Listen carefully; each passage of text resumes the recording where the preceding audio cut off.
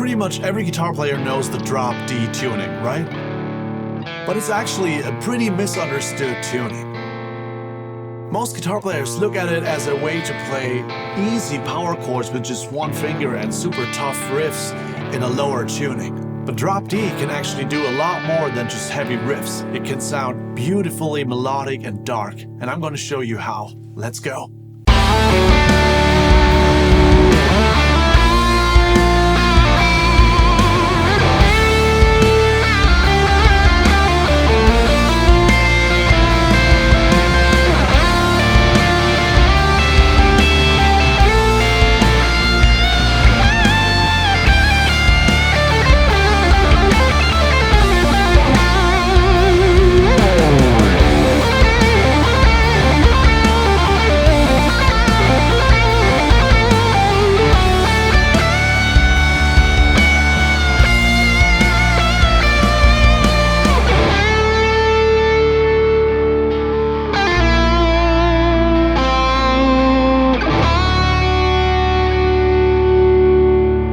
Everybody, welcome back to the channel. Joey here. If you like what you just heard, that solo, check out my melodic soloing guitar course. It's in the description down below, and it's a total roundhouse kick when it comes to melodic soloing. That style of playing is actually learnable, so check out the course if you're into that. Now, drop D. Everybody knows drop D from playing super tough riffs with just one finger, right?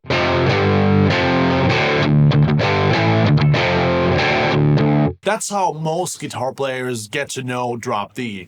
These super powerful power chords, 3 strings, 1 finger, and you can switch positions easily doing like... But that's not all that drop D can really do. Drop D has this tendency to sound really droning in the bass and then has a lot of opportunities to sound beautifully melodic and dark sometimes. And one example of that I actually showed you in the intro. I'm going to show it to you in detail here. So let me get my sound, and we're going to go over that first chord, that first open D major that you can do in drop D, which sounds beautiful.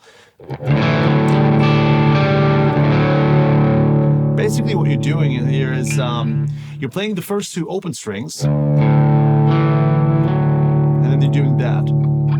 You hammer on from 2nd fret to 4th fret on the D string, and then you're sliding up to the 5th fret.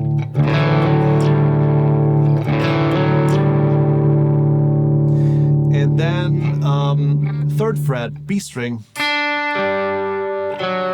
And then we're going back down 4th fret on the D string. There you have an open D major chord, which sounds beautiful. And then what I did was I combined that with a B major 7.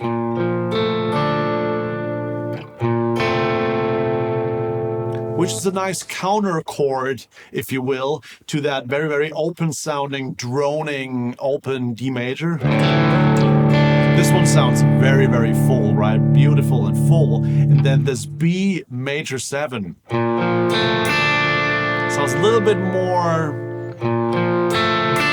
dreamy, not as droning, and I think it makes for a great combination.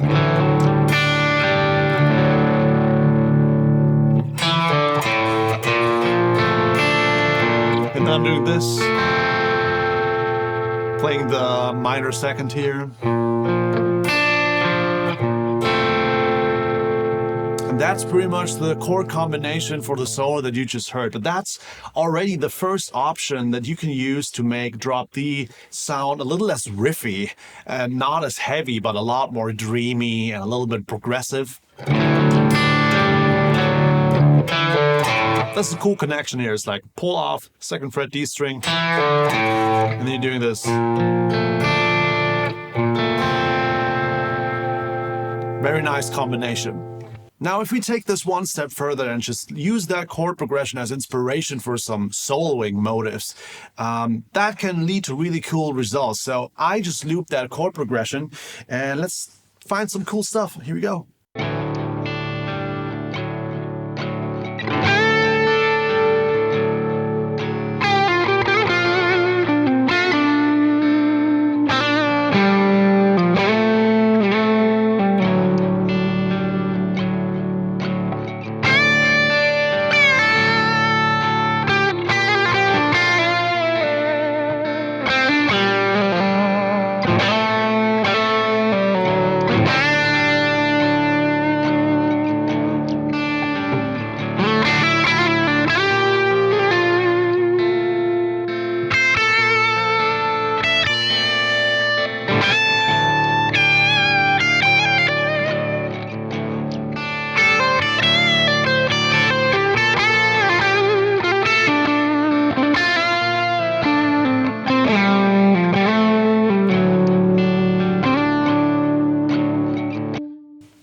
To me, that just sounds amazing. It's super dreamy, it's wide, and it doesn't have the typical drop D characteristics where it's just tight riffs banging on the E string, you know? And that to me is a totally different approach to using drop D. Use the droning aspects of it to make it wide, and then find a cool soloing motive to make it sound dreamy, progressive, and super melodic. That's cool. The other cool thing I want to show you that is often overlooked when we talk about drop D is the fact that next to these one-finger power chords that we know, next to these in very close proximity are super cool notes that just spice up these chords. So for instance, let's take this power chord here, up here in the 7th fret. Next sec. These 3 strings, all played with one finger here, fretted with one finger, and then you can add the 9 to these chords by just placing your ring finger 2 frets higher on the D string. So we have an A power chord here, and it becomes an A9 with just adding the ring finger here. And you know where this is getting. This again sounds very, very melodic, very, very, you know, dreamy, dark. And if you use these 9s and move them around with the chords, something really cool happens. Like, let's use this example here. So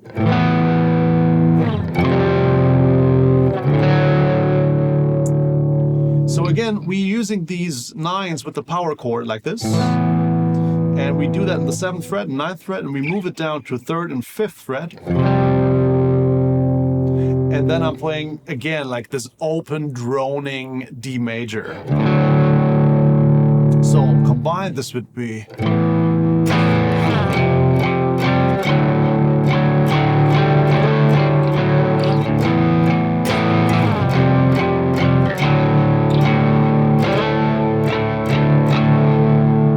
Really cool sound, huh? Let's loop that.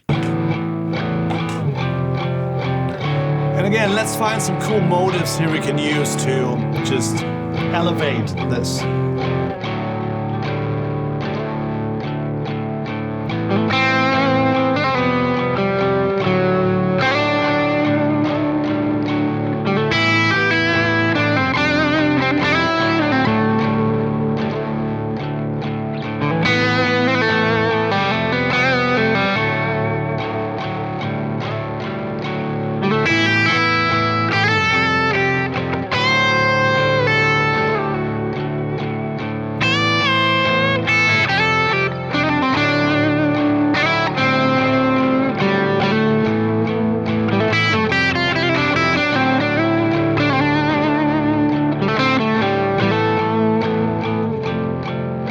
That's just really cool, especially if you focus a little bit on that major third.